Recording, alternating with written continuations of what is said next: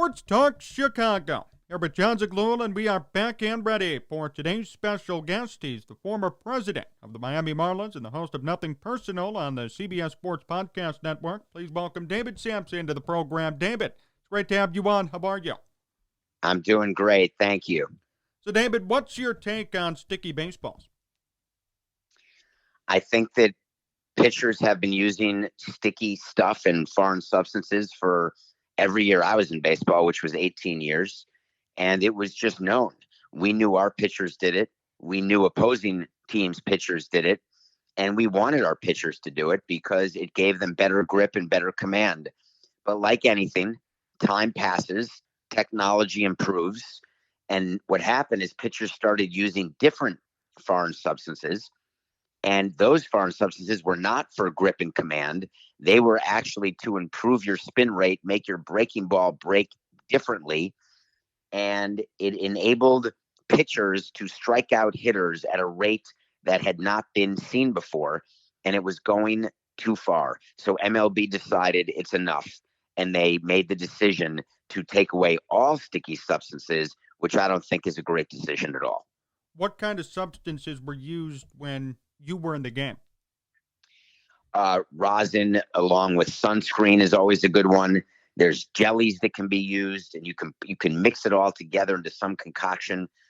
People would come into our clubhouse at Marlins Park and not realize what they were looking at, but we kept a vat of sunscreen outside the training room in Marlins Park. And of course, Marlins Park has a roof. And of course, you're playing night games. So it's not like we were trying to stop people from getting skin cancer, which is obviously something you should do. And you should use suntan lotion. But clearly, you don't need suntan lotion when there is a roof. Why do you think this is a bad decision for baseball? Because I don't like that they did it in the middle of the season. I don't like that they had to go to the extreme and take away all sticky substances of any kind, including what Hector Santiago of the Mariners got suspended for, which is putting rosin in his glove. That's something as a team president, I want pitchers to have rosin in their glove. I want them to have command of the ball because I don't want my players to get hit in the face with an errant fastball. You're trying to pitch inside and you're trying to be competitive when you're on the mound, and you just want to be careful. You're throwing a ball. Back when guys were throwing 85 and 90, 92, 94, and there was one guy in your bullpen throwing 97, I didn't think about it as much. Now everybody in the bullpen is throwing 97, 98. Velocity is off the charts now for both starters and for relievers. And I just want everyone to be careful. And I think that changing the rule in the middle of the season was too knee-jerk. I think what you do is at the end of the year, you let the union know, here's what's coming. Here's what we're going to have to negotiate. We're going to come up with a substance that we can all agree on. But all this extra stuff like the spider tack, et cetera, we're taking that out of the game. You know, you mentioned spin rate and you mentioned strikeouts. Do you think that's a sticky substance problem, or is that an approach at the plate on the hitter's part? So I spoke to a bunch of hitters about this, and they have a skill that I'll never have, no matter how many years you're a team president. I cannot hit a baseball that's going 90 miles an hour at all. Try going into a cage one day and setting it at 90, and then, God forbid, make it a slider, and you can't even get bad on the ball when you're normal. But what happens is these hitters, they've been hitting baseballs their whole life. They've got amazing hand-eye coordination. But what they're doing, because you've got such a short period of time to make contact and decide whether or not you're going to swing, is you swing the bat in the place where you expect the ball to be, given your recognition of the pitch that's coming. And when you're right, that means you've squared up the ball. When you're wrong, you can look foolish, like swinging at an 0-2 slider in the dirt. When you think you're waiting fastball, you're sitting fastball, and you look sort of foolish. What happens is, with the extra spin that these new foreign substances are giving, the hitters are putting the bat where they expect the ball to be with recognizing the type of pitch it is. And they're right, except the ball's not there now because there's extra spin, which takes the ball further out of the hitting zone than it otherwise would be. And therefore, you're seeing more strikeouts. That's a great explanation. David Samson, you're on Sports Talk Chicago. David, are you concerned about this moving forward in baseball for next year and the years after? I know Pete Alonso said that, MLB alters baseball for free agency. We've got a new CBA coming up. How concerning is this whole situation to you? Well, you bring up Pete Alonso. Just forget that. That was a laughable statement. There's just as many free agent pitchers as there are free agent hitters. There's no way that I'm taking the time, or Rob Manfred, or any executive taking the time to doctor baseballs in a way to hurt one group of free agents and therefore help another. I'm not sure what he was talking about other than carrying the water of maybe some union thought. But what concerns me going into this collective bargaining agreement negotiation in baseball, the collective bargaining agreement runs out on December 1st. And they just don't like each other. They don't trust each other. They're going to fight about what shape the table will be during their meetings. They're going to fight about the location of the meetings, what kind of sandwiches are being served. And they're doing that because they believe if they agree that the sky is blue, then they're going to lose a negotiating point and lose money. And so the atmosphere is so negative that I'm worried that enough progress will not be made on issues that are easy to solve. So when you do a collective bargaining agreement, let's say there's 300 issues, generally 260 of them are simple. And then you negotiate and worry about the last 40. You trade off one issue for another. You do economic analysis together and say, all right, this universal DH will benefit the union by a total of $200 million. So therefore, we'd like this benefit for your pension benefits. We want a little savings that'll add up to $200 million. Let's make that trade and let's move forward. But when you can't agree on the 260 easy ones, it makes for a long slog. What do you think could be in place if they somehow agree, like new changes to the game? Well, I think you're going to see the universal DH back. I think you're going to see a universal substance that's allowed for pitchers to use in order to get grip and command. I think that you are going to see changes to how arbitration works in terms of who's eligible for arbitration and when. I think you're going to see an increase in the minimum salary because one of the things the union is super focused on is getting younger players paid more faster. Because now, when you are in your first 3 years in baseball, the team decides what they're going to pay you unilaterally. They just have to pay you above the minimum, which I think this year is getting close to 600 or 650. I can't remember the number, but I think you're going to see some changes in that regard. David Samson, you're on Sports Talk Chicago. David, what's your evaluation of the Cubs season so far? I think it's going to turn out exactly as we all suspected it would. And everyone was super excited when they were playing well early in the season. And the league and every year is littered with teams who get off to a good start. But over 162 games, generally the teams who are supposed to do well, and the teams who are not supposed to do well don't do well. And everyone was talking about how Theo left the Cubs and he was concerned the team wasn't going to be good enough and he didn't want to be around for a rebuild and he didn't want to be around to get rid of some of the free agents who helped him win the World Series in 2016.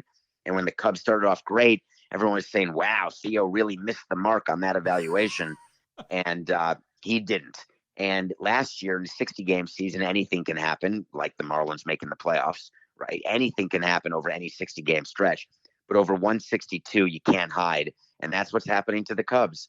And they've got decisions to make that are not going to be as hard as you think in terms of Rizzo and Baez and Bryant. And I know it's terrible to talk about because they were there for the World Series and there's an emotional attachment, but it's just business, right? It's nothing personal to the fans or to those players, but they're not going to be able to re-sign those players because they're not worth the money that they are going to want to get somewhere in free agency. And the Cubs need to reopen a new window of winning. How do you determine personally whether you be buyers or sellers in Miami? What went into that decision? So our rule was we wanted to be within 5 games of a playoff spot at the deadline. Okay. And if we were within 5 games of even a wild card, any wild card, and what happened is some years we'd be 6 or 7 and we'd say, listen, we're only 2 games away from being 5 games out. Why don't we add? And we wanted to add as early as possible, like in June, because that would give us an extra month to see how the team played. And then we could go from buyers to sellers. So you can buy early and then sell late if it doesn't work out. It's very hard to give up on a season when it's not obvious. Like if you're not the Pirates or the Orioles or the Marlins this year, it's hard. It's hard to make the decision to sell because you spend so many hours and so many days, weeks, and months working on the season, putting your roster together. And then in 2 short months, it's gone, and you know you've got to start again. So it's a tougher decision than you think. Should the Cubs sell? Yes, immediately. Save as much as you can in order to make sure that you get from Ricketts as high a payroll as you can, knowing that Ricketts got really hurt by COVID, no doubt. And I don't blame him for trying to recapture some of the lost income. I don't blame him for wanting to run a profitable business. But if you can save some money off this year's payroll in order to help, allay the losses that you had, I would suggest doing that. And I think that Hoyer has to be honest with Ricketts and say, we are not this bad, losing 9 in a row. And we're not as good as we were when we were in first place, but we are in this era, this year with no expanded playoffs, we're not going to make the playoffs. What about the White Sox? What's their trade deadline approach to you? Well, look at the makeup of the All-Star team, and you can see how phenomenal their pitching staff is. You can see where they are offensively. You can see in their division, no matter how Cleveland is playing, and they're certainly playing better than anyone expected, Minnesota's playing worse, and they're going to end up selling, which really hurts, and that's a tough decision to make. It's the White Sox division to win, and I think they will win it, even though I didn't pick them before the season. So my deadline approach is based on a playoff roster. And while I'm happy with all of our pitching in the playoffs, you need more pitching because as the season goes on, the arms get more tired. You're going to see more injuries, especially because we had a 60-game season last year and a 162 this year. So as we get into late summer, August, September, we've had a rash of injuries this year, most ever, but it's going to get even worse. So if I'm the White Sox, I'm looking for depth. How impressed are you with their resiliency to date? They've had a lot of injuries, and they're still winning. It's amazing. You look at that team, and you just feel as though that I don't want to say that Tony LaRussa is the person to get the credit, but certainly there were many opportunities for LaRussa to fail. There were rumors early on about what was going on in the clubhouse and some of the problems he was having. There was the issue when he was not backing up his players, and he could have lost the clubhouse. And it just goes to show you that all sorts of sins can be covered up by W's. Would you have hired LaRussa if you were in that position, if you were Rick Hahn or White Sox management? Well, Hahn and Williams did not hire LaRussa. Correct. So to be clear, that's a Reinsdorf hire. So if I were Hahn and Williams, I would not have hired LaRussa, no chance. But when your owner says to you, hey, we're hiring Tony LaRussa, you say, we really shouldn't. And the owner says, but we are. And you say, is there any chance we could interview or look at other people and maybe go a different direction? And then the owner says, you can interview whoever you want, but guess what? We're hiring LaRussa. At some point, you just give up and say, all right, we're hiring LaRussa. Has that ever happened to you? I think no more than 10 or 12 times. Really? Yeah, we hired and fired a lot of managers. And our owner had a very, he wanted Joe Girardi. He wanted Jack McKeon. He wanted Jeff Torborg. When we had a Lou, he wanted Torborg. When we had Torborg, he wanted McKeon. When we had McKeon, he wanted Girardi. When we had Girardi, he wanted anyone with a pulse, right? So, when we had Redmond, he wanted Guillen. When we lost Guillen because he was so terrible, he just on and on and on. It's hard to find a manager. It's hard for consistency. So I have great respect for teams who keep managers for long periods of time. It's really, really hard because when you have a team that you want to be better than it is, you've got to find a way to assign blame, and you're not going to fire yourself. And I sure as hell wasn't going to get fired for it. So it flows downhill. Did you ever get a choice in the managerial decisions? I was involved in every interview process, and we did it with the GM and the president of baseball operations, and we did it with the head of player personnel. And there were times like with the hiring of Mike Redmond where it was we consulted with Jeffrey, told him what we wanted, and he met with Redmond and agreed, especially given Redmond's pedigree as having been on our World Series team. But many times we knew, like with Mattingly, we knew Jeffrey wanted Mattingly, and we were hiring Mattingly. So we did a deal with the Dodgers to make sure that we could get him.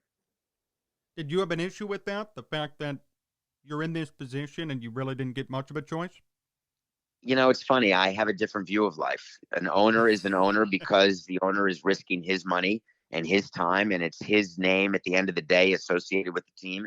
So I never got offended by what we used to call OP, owner's prerogative. I didn't always agree with it. It didn't always work. But hey, it worked unbelievably in '03 when he demanded that we sign Pudge Rodriguez. And that helped us win a World Series. So nobody's going to get it right all the time. Our owner did not meddle more than other owners. Every owner meddles, no matter. Some are just better at it.